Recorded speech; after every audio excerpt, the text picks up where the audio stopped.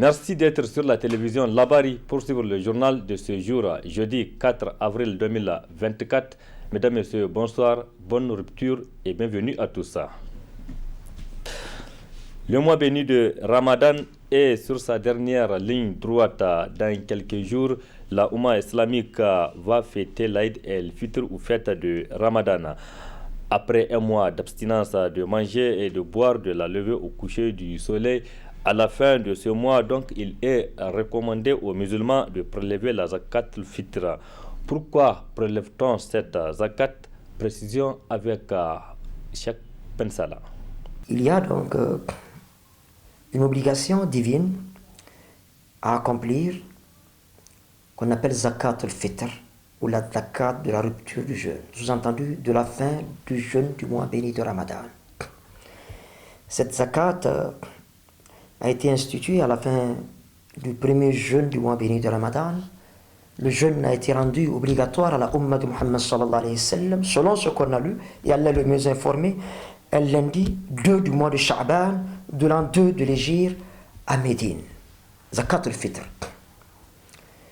Zakat al-Fitr, eh bien, le messager nous a demandé de nous acquitter de Zakat al-Fitr. Pourquoi?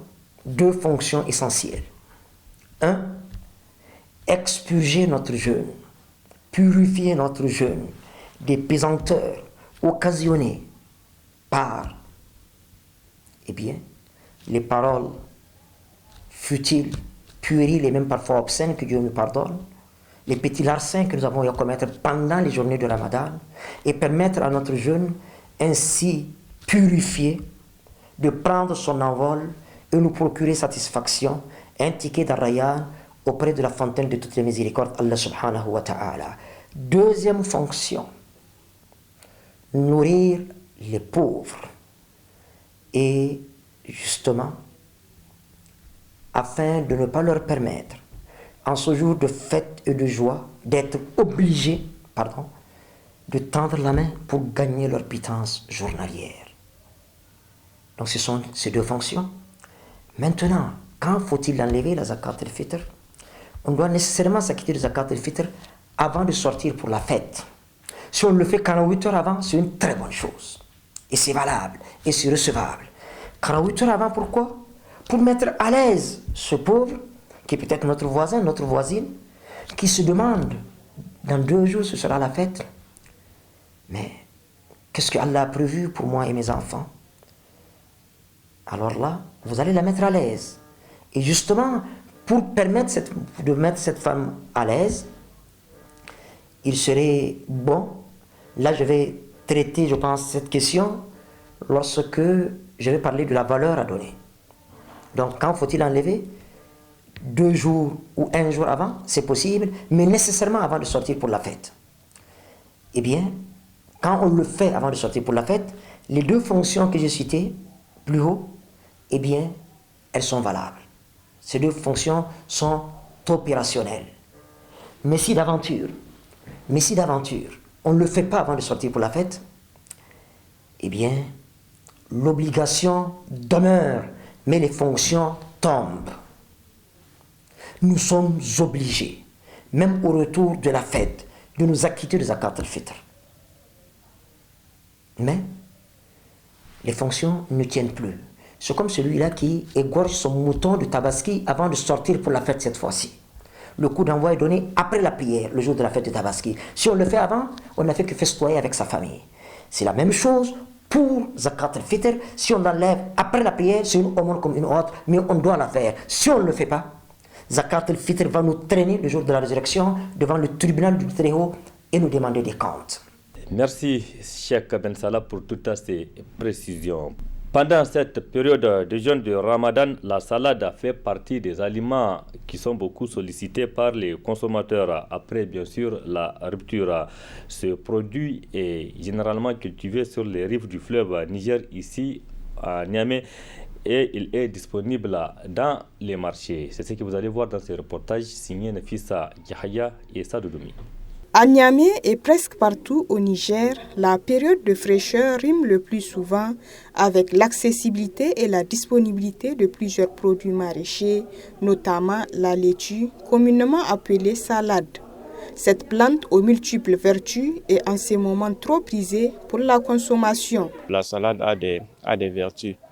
Parmi les vertus de la salade, la première vertu de la salade, c'est que la salade a une forte teneur en eau. Donc, et cette forte teneur en eau permet à la salade de favoriser une bonne hydratation de l'organisme. Lorsqu'on prend la salade, on arrive à avoir de l'eau et cette eau-là va permettre à ce que l'organisme humain s'hydrate normalement.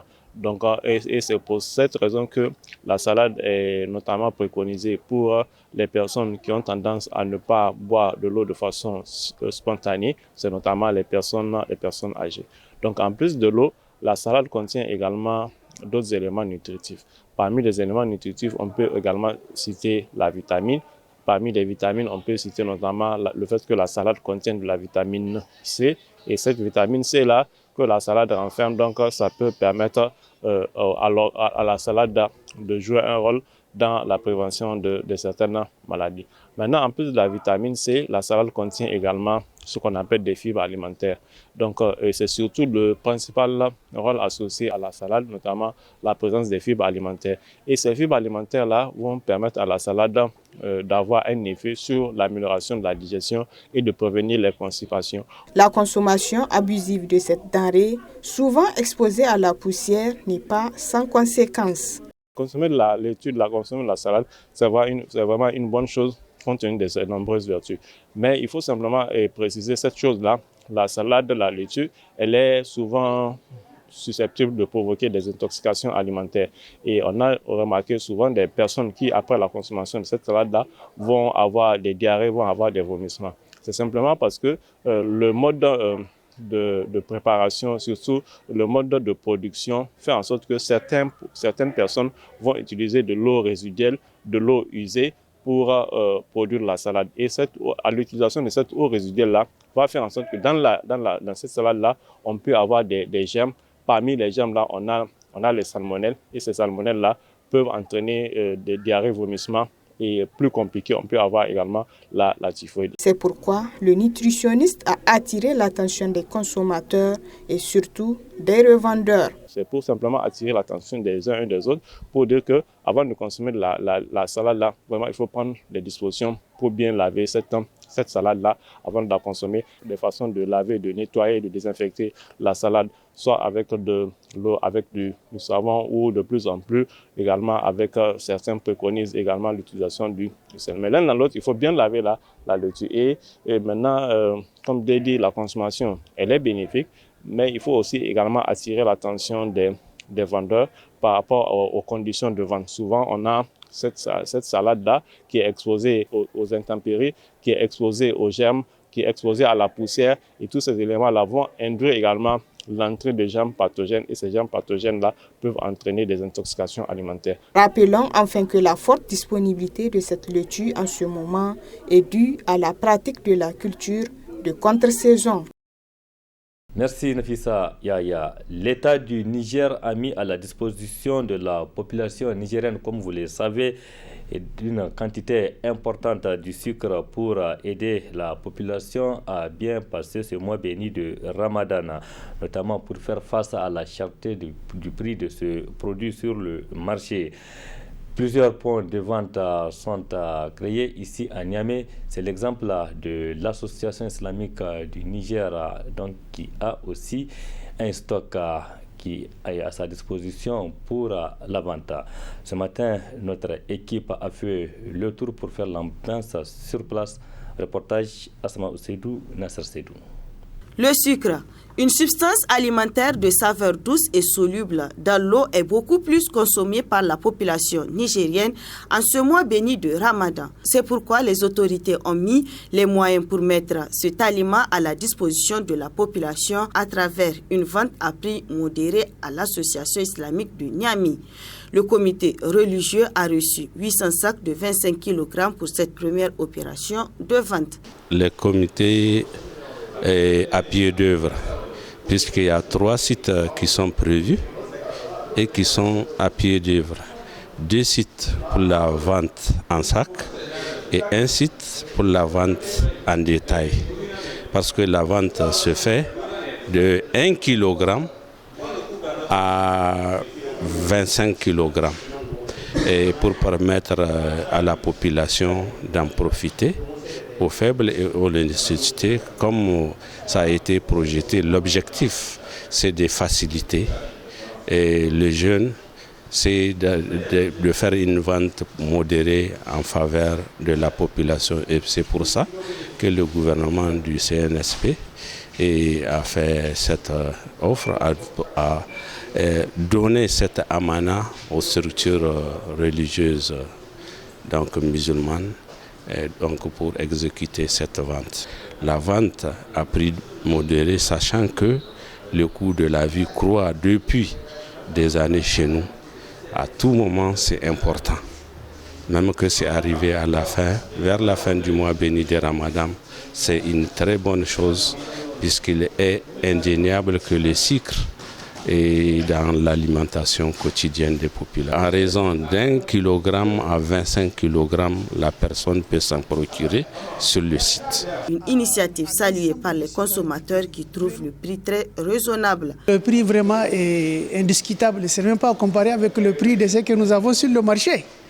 Oui, nos commerçants sont vraiment véreux, vraiment, vraiment, ils prennent au-delà de ce que vraiment les citoyens pensent. Vraiment, on ne peut que saluer le CNSP qui a vraiment pensé à l'ensemble des citoyens du pays. Vraiment, surtout dans ce mois béni de Ramadan, où la pensée à permettre à tout un chacun de bien faire le carême.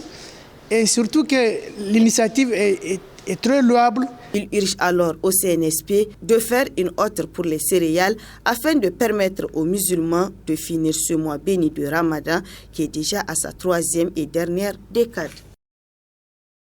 Merci Assamaou Seydou. Rendons-nous à présent au quartier aéroport de Niamey et plus précisément aéroport télécentre Sebarouta. Là-bas, les habitants font face à un problème sérieux d'eau potable et cela a duré plusieurs années selon donc ces habitants. Une situation qui tarde toujours à trouver des solutions idoines. C'est pourquoi les populations se mobilisent pour encore lancer leur cri de cœur auprès des autorités. Hier, notre équipe a fait le déplacement pour s'enquérir de la situation. C'était un reportage signé Boubacar Ibrahim et Nasser Seydou. Mercredi 3 avril, 11h30 environ, au quartier aéroport télécentre Sebarout, aucune goutte d'eau ne coule dans les robinets. En effet, pendant que les uns et les autres se préoccupent de la non-disponibilité de l'électricité, au quartier aéroport télécentre Sebarout, l'on se préoccupe plutôt de trouver de l'eau. Ici, pour trouver de l'eau, il faut se lever tard dans la nuit. D'après Tidjani Seydou Nafiou, cela fait 3 ans qu'ils sont dans cette situation. Notre problème ici est dû au problème d'eau. Cela fait plus de 3 ans aujourd'hui qu'on est confronté à ce genre de problème. L'eau ne vient pas comme avant. Il faudrait que nos mamans, nos femmes se réveillent 2h, 3h, 4h. Et même ça, là, ce n'est pas évident. Ils n'ont pas la certitude qu'ils vont gagner de l'eau. Je suis parti même personnellement à la direction ici, se trouve une direction ici à l'aéroport. Je leur ai posé la question. Cela fait quelques moments qu'on ne gagne pas l'eau. Ils m'ont dit que non, c'est dû au problème des circuits et ils vont régler ça. Et jusque-là, rien n'a signalé. C'est des gens de bonne foi qui nous donnent d'eau. Les porteurs d'eau, comme on l'appelle les garois, ils vendent leur tonneau à 1000 francs. Et ce n'est pas à la portée de n'importe qui de payer ça à 1000 francs. Vous venez ici, ils vendent ça à 25 francs, les 25 litres. C'est cher, on a besoin d'aide. Il lance un appel pressant à l'endroit des autorités pour venir à bout de leur calvaire. Mon appel, c'est d'intervenir le plus tôt possible. Parce que sans l'eau, je crois bien, la vie sera encore plus chère que ça. Voilà, la vie, et l'eau c'est la vie, comme ils disent. L'eau c'est la vie, donc on a besoin d'eau. Oui. Il faut nous aider quand même. La population souffre, les habitants souffrent. À retenir enfin que pour trouver de l'eau dans la journée, les habitants de ce quartier jouissent du concours des voisins aisés ayant installé des châteaux d'eau dans leurs maisons. Parlons santé à présent, et c'est pour parler de ces méthodes contraceptives, une pratique chez les femmes pour espacer les naissances.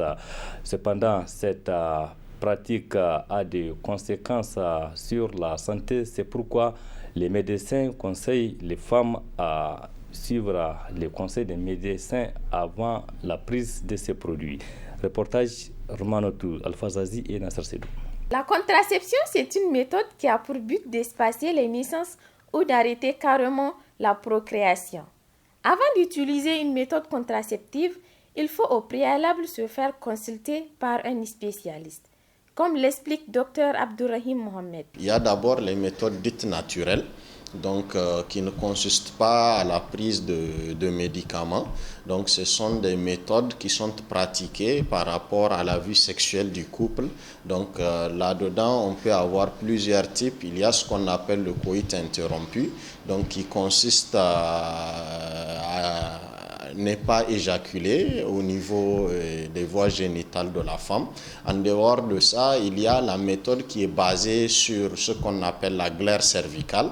Donc avant le rapport sexuel, la femme peut évaluer à travers un toucher l'aspect de la glaire cervicale. En fonction de son aspect, elle peut savoir si elle est dans sa période d'ovulation ou pas. Il y a en dehors de ça une méthode qui est basée sur des calculs pour créer des fenêtres et éviter les rapports sexuels pendant la période d'ovulation. Donc en dehors de ces méthodes dites naturelles, parmi lesquelles il y a ce qu'on appelle aussi la méthode MAMA, qui est basée sur l'allaitement maternel exclusif. Donc on considère chez certaines femmes, donc l'allaitement en elle-même constitue une méthode contraceptive. Donc en dehors de ça, il y a d'autres méthodes qui sont basées sur la prise de médicaments. Donc parmi lesquelles on a d'abord les pilules ostroprogestatives. En dehors de ça, il y en a qui sont des ostroprogestatifs qui sont libérés par faible dose sur une longue période. C'est ça qu'on appelle les implants. Il y a aussi d'autres qui sont basés, c'est des injections, notamment le Depo-Provera. Donc c'est des injections périodiques qui sont trimestrielles. Il y a des patchs. En dehors de ça, on peut également avoir d'autres qui consistent juste à créer de barrières. Donc, notamment les préservatifs, que ce soit préservatifs masculins ou féminins. Il y a aussi ce qu'on appelle le dispositif intra-utérin, qui est le DUI, donc qui consiste à aller implanter dans l'utérus de la femme un matériel qui va rendre l'utérus impropre à la nidation. Donc, il y a en dehors de ça d'autres méthodes qui consistent carrément à ligaturer les trompes de la femme. Donc, si les trompes de la femme sont ligaturées, les spermatozoïdes ne peuvent pas passer jusqu'aux ovules. Sans quoi, les femmes adeptes de cette méthode s'exposent à plusieurs risques. Ce qui a été révélé à travers la littérature scientifique, c'est que ça peut favoriser souvent la survenue de kystes, souvent la survenue aussi de cancer. Et dans certains cas, lorsque c'est prolongé, on peut même assister à une infertilité secondaire. Ce qu'il faut savoir, comme on l'avait dit tout à l'heure, c'est toujours de faire une évaluation préalable, un bilan préalable avec l'accompagnement d'un médecin pour bien choisir sa méthode contraceptive. Parce que si on ne le fait pas, on ne s'expose à des grands dangers parce que pour certains cas, on va avoir des malaises chez la femme, notamment des céphalées, des vertiges, souvent des troubles des règles ou même souvent des métrorragies de grande abondance, c'est-à-dire c'est des saignements à travers l'utérus auxquels on va assister, des douleurs souvent lombaires ou des polyarthralgies carrément auxquelles cela peut exposer la femme. Les méthodes de contraception ne peuvent être bénéfiques à leur utilisatrice sans les conseils d'un médecin. Actualité hors de nos frontières. Ce jour 4 avril 2024, le Sénégal célèbre le 64e anniversaire de son indépendance. À cette occasion, le nouveau président élu qui a pris officiellement en fonction le 2 avril a livré son premier message à la nation.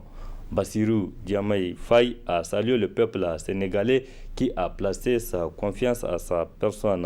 Il a aussi annoncé des grands chantiers, notamment pour les jeunes. Un extrait de son intervention. Que nous n'avons qu'une seule patrie le Sénégal, notre abri commun, que nous aimons tous, qui ne commence pas par nous et ne finit pas avec nous. Dans cet esprit, mon rôle, et je l'assume pleinement, est de tendre la main à toutes et à tous pour rassembler, rassurer, apaiser et réconcilier afin de conforter la paix, la sécurité et la stabilité indispensables au développement économique et social de notre pays. De l'Est à l'Ouest, du Nord au Sud, je souhaite que notre cher Sénégal reste uni et indivisible, en paix, en harmonie avec notre devise nationale, un peuple, un but, une foi. Nous le devons à nous-mêmes, nous le devons à nos enfants, nous le devons aux générations futures. C'est pourquoi notre vibrante jeunesse, cœur battant de la nation, restera au centre de mes préoccupations. Chers jeunes du Sénégal, je fais mien vos rêves, vos aspirations et vos ambitions légitimes de réussir pour être utile à vous-même, à vos familles, à vos communautés et à votre pays. L'éducation, la formation au métier, l'emploi, l'entrepreneuriat des jeunes et des femmes restent des défis majeurs à relever. J'en ferai une priorité élevée des politiques publiques en concertation avec le secteur privé. Nous devons à cet effet revisiter les mécanismes existants, les améliorer et les rationaliser afin qu'ils répondent mieux aux besoins d'emploi et autres activités génératrices de revenus pour les jeunes. Pour encourager la création d'emplois, je compte m'appuyer sur un secteur privé fort parce que soutenu par l'État. Sur la base de nos besoins prioritaires, nous travaillerons ensemble pour endogéniser notre économie. Bien entendu, le secteur privé international aura son plein rôle à tenir. Les Sénégalais sont braves, mais ils sont fatigués et attendent de nous des solutions contre la vie chère. La question du coût de la vie me préoccupe particulièrement et retient toute mon attention. Dans les jours à venir, des mesures fortes seront prises dans ce sens, après les concertations que j'entreprendrai avec les acteurs concernés. Mes chers compatriotes, de l'indépendance à nos jours, notre système politico-institutionnel et judiciaire a vécu bien des péripéties, les unes plus heureuses que les autres. 64 ans après, le moment me semble venu de tirer les leçons de nos réussites et de nos échecs pour une gouvernance publique plus moderne, plus républicaine et plus respectueuse des droits humains. C'était là donc un extrait de l'intervention du président sénégalais Bassirou Faye hier à l'occasion de la célébration du 64e anniversaire de l'indépendance de la République sénégalaise ce jour 4 avril 2024. Point final de cette édition, mesdames, messieurs, merci à vous de l'avoir suivi. Restez en compagnie du programme de la télévision La Bari. Excellente nuit à toutes et à tous. Au revoir.